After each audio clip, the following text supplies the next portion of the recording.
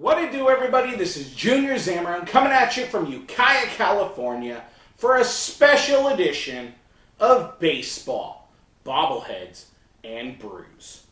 On today's show, we're going to be celebrating the life of legendary Oakland A's announcer and player, Ray Fosse.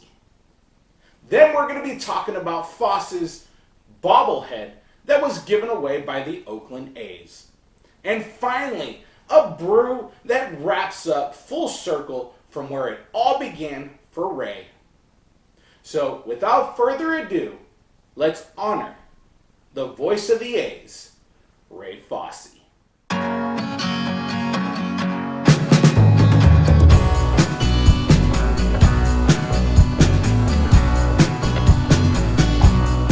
Before we get the show started, I want to shout out the guys at the Last Dive Bar for this wonderful Ray Fosse shirt that says, "We love you, Ray."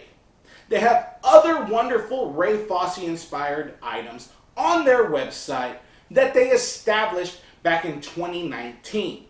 However, the pandemic happened and they had to take a little tiny hiatus. Then they came back strong in 2021 and they definitely rode the wave. So I'm going to link you up with the Last Dive Bar, and you can find all your wonderful fan-centered attire thanks to 3A's super fans. That's lastdivebar.com. And maybe next time you'll see this video, we'll have a Last Dive Bar pint glass to drink our beers out of. Now let's get to Ray Fosse. The Oakland A's family received heartbreaking news October 13th of 2021 that longtime Oakland athletic Ray Fosse passed away at the age of 74. Now in August of 2021, Ray stepped away from the TV and the radio booth to focus on battling cancer, which really he had silently been battling for 16 years. Ray was born April 4th of 1947 in Marion, Illinois. He made his MLB debut September 30th of 1967 at the ripe old age of 20 years old with the Cleveland Indians. His most notable tenure were 3 years spent in Oakland with the A's during the dynasty years.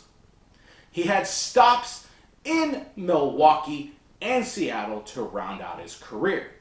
He played his last game September 30th of 1979 for the Milwaukee Brewers. Fosse was a two-time Gold Glove winner in 1970 and 71. That was the same seasons that he made his 2 All-Star appearances. He won 2 World Series as a member of the swinging A's. In 1965, he was the inaugural draft pick in the amateur draft for the Cleveland Indians. Ray Fosse spoke highly of Rocky Colavito, who was so welcoming and warm as he showed him around the clubhouse at the age of 18. That influenced him so much that when he became the veteran leader on his team, he did the exact same thing for the next batch of rookie talent. One of Fosse's most notable moments came in 1970 at the All-Star game when Reds outfielder Pete Rose ran right through him, causing Fosse to drop the ball in the 12th inning, allowing the National League to win the game 5-4. Unfortunately, because of that collision, Ray suffered a fractured and separated shoulder, which wasn't originally diagnosed and healed incorrectly, which caused a lifetime of limited range of motion in his left arm. Now, a lot of people deemed that play dirty, especially because it was in an exhibition game. Me personally, I never really liked Pete Rose because of that play. but Ray showed his fantastic character and never actually spoke ill of Pete Rose because of that collision. Fosse was traded to the A's in 1973, where he then became the anchor of a pitching staff that produced 3 different 20-game winners in Ken Holtzman, Vida Blue, and the legendary Catfish Hunter. In the 1973 ALCS, Fosse against the Orioles threw out an astounding 5 base runners, helping the A's get to the World Series that year, beating the Mets. Then they did it again in '74, beating the Dodgers, completing the three-peat for the dynasty swinging A's. Unfortunately, Fosse's tenure in Oakland ended in 1976 when he was traded back to the Cleveland Indians. Now, he had another catching milestone in 1977 when he caught Dennis Eckersley's no-hitter on May 30th. But that wasn't his first no-hitter caught, because in 1975, he caught the combined no-hitter of Paul Lindblad and Raleigh Fingers, which happened on the last day of the season. Ray became a color commentator after his playing career wound down.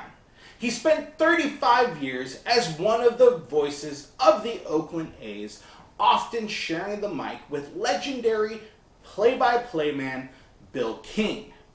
In 2004, Fosse was nominated for the Ford C. Frick Award, which was given away to broadcasters who presented outstanding work in the field of broadcasting. In 2001, he was named one of the 100 greatest Cleveland Indian of all time. The same honor he received from the Oakland A's in 2018, being named to the 50th anniversary team.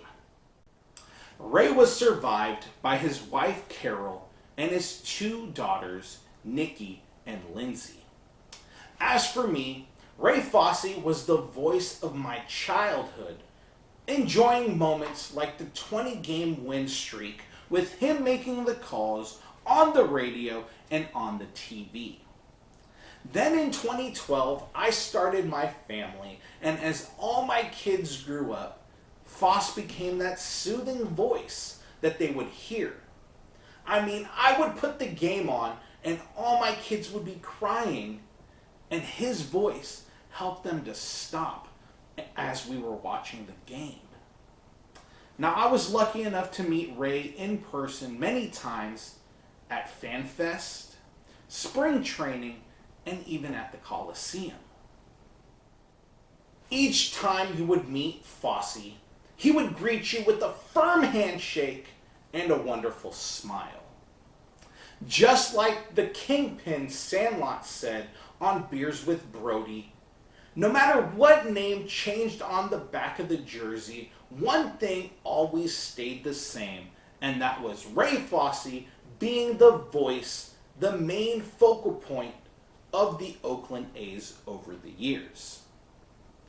It's going to be very hard to replace his legendary wow. But hopefully, the A's will do the right thing and honor him by retiring his number 10 and making it a special season so we can fully remember the legend that is Ray Fosse. It's really tough for me to put this episode together because his passing weighed heavily on me. But going forward, us as fans need to help enshrine Ray Fosse in Cooperstown and make him a recipient of the 4C Frick Award. Rest in peace, Ray Fosse.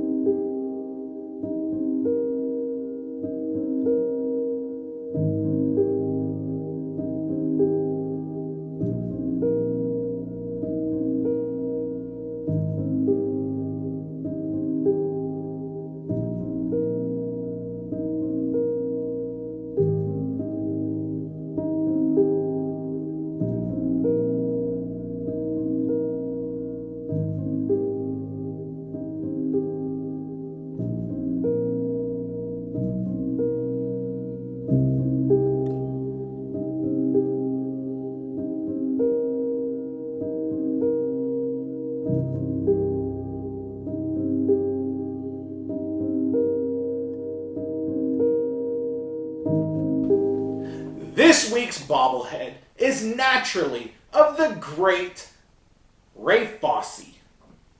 This bobblehead was given away August 13th of 2011 to 10,000 fans in attendance.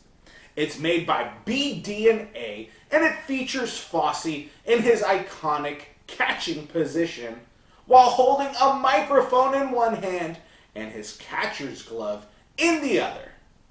The detail is fantastic on the base that sits in 2 3/4 inches wide from front to back, and then it's 2.5 inches long. It has textured dirt as well as indented chalk lines signifying the batter's box, and hiding behind the sponsor plaque is a raised home plate.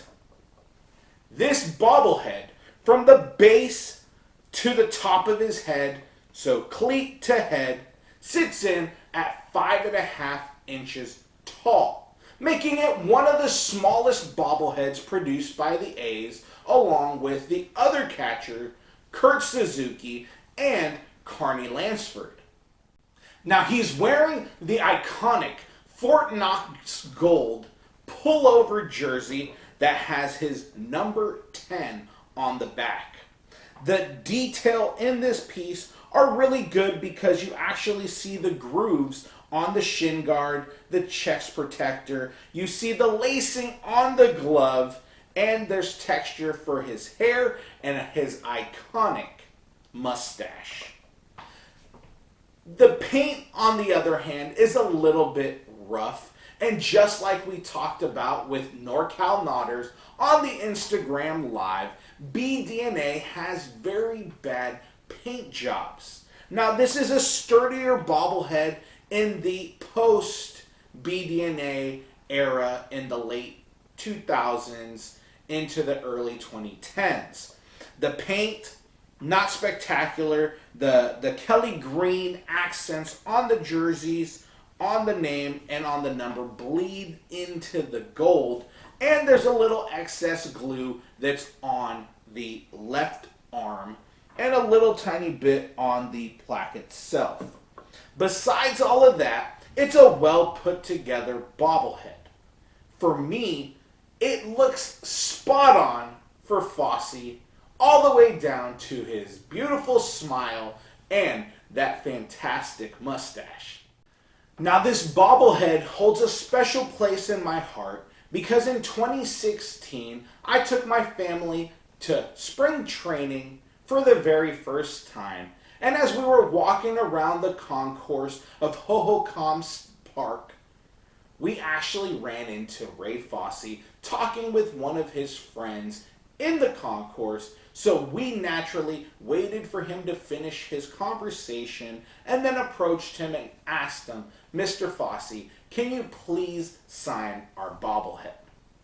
Now, Ray turned back and looked at his friends and he said, "Check this out. I bet you don't know anybody that has their own bobblehead. And man, look at that smile. Plus, it's holding the microphone and my catcher's glove."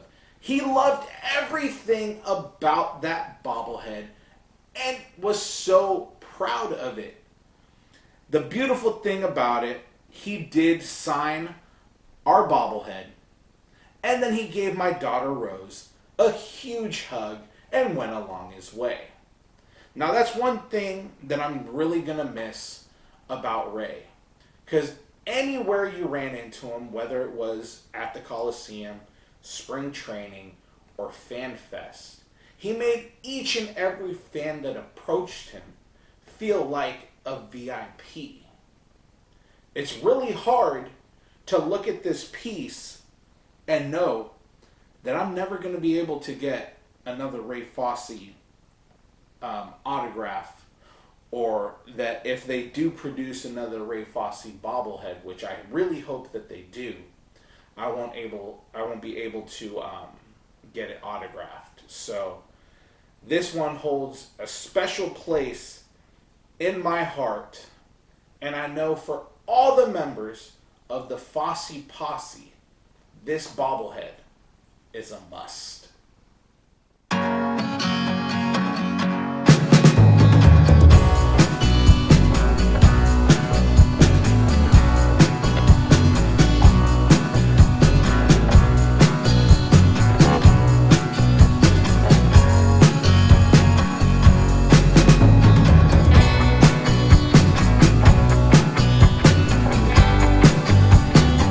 This week's brew was really hard to pick because I wanted to find that a beer that could possibly represent the greatness that was Ray Fosse. Now, a lot of the cans that I was searching for, I wanted them to have a green and gold style can art to keep it connected to his time with the A's. That's until I got to my hometown of Santa Rosa, California, and Belt Brewing Company, because I found the Hyperion red ale that's nitro infused. It ties it all together back to 1965 when Fosse was drafted by the Cleveland Indians. The can art colors are even similar to those of the Indians back in the day. Belt Brewing Company was founded in 2013 and is named after the part of Northern California on the coast where redwoods grow. Pretty much my neck of the woods. The two owners, Paul Hawley and Remy Martin, coming from a long line of family vineyards, chose to make beer because of the age-old saying that it takes a lot of beer to make wine. Now, they started off with 7 barrels and grew the business into a 15-barrel brew house while establishing a fantastic barrel-aged and sour beer program.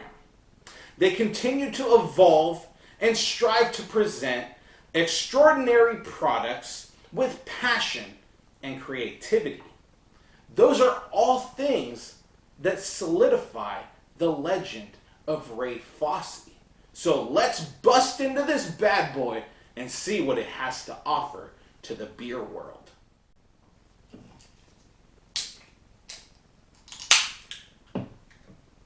Now, nitro-infused beer means that there's a little tiny bit of air in there. One would think that the nitro beers that you're accustomed to are like Guinness, or in our area it's Old Rasputin.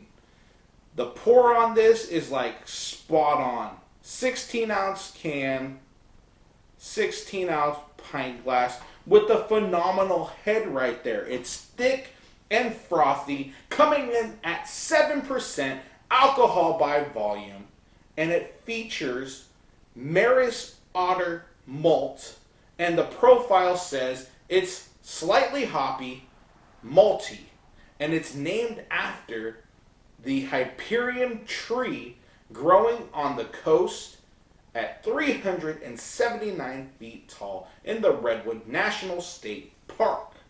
That's actually pretty cool. As far as the beer's color, nice, dark caramel red.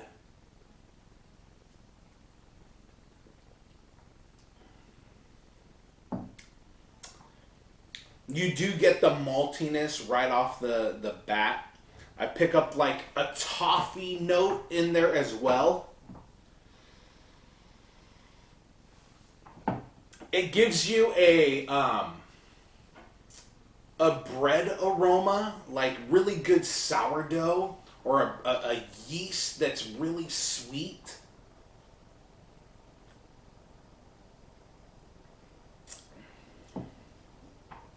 There's a slight bitterness to it, but it refrains to a really good sweetness. I want to say that there is some sort of spice in there. It's very earthy and warm. This actually reminds me of a really good winter lager or winter ale. what you would want to pair with a stew or a nice soup. There's a little bit of lacing on the glass, which is always good.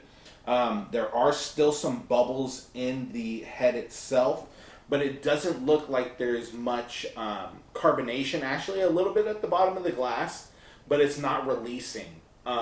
You can't really see through the pint glass, which actually has some Kelly green print on it. So this cup naturally has to be in my pint glass collection.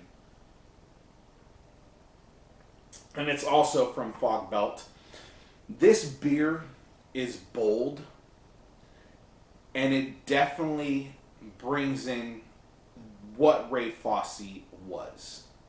He was the bold voice of our childhood, people's next chapter in life. And it's really, really good. This beer blows me away, and I had this at the tap house itself, but not in the Nitro form. The Nitro-ness actually rounds it out even better than what it was at the actual tap house. It is pretty much right now going to be my favorite beer of 2021. And just like anything, you want to continue searching for that next great thing.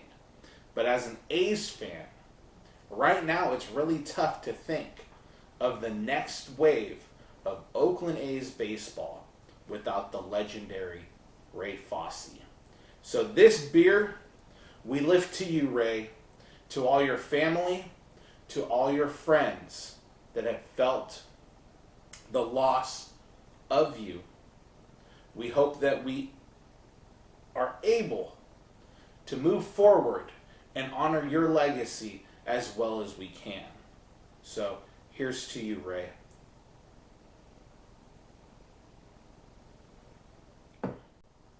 I'm going to leave a link in the description below, linking you up with the last dive bar. That way you can get the We Love You Ray t-shirt or any other We Love You Ray products that they have available.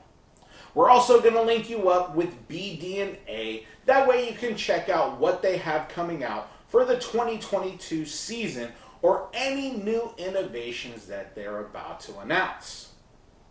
As well, we're going to link you up with the Oakland A's and any type of remembrance for Ray Fosse that they have available on the website.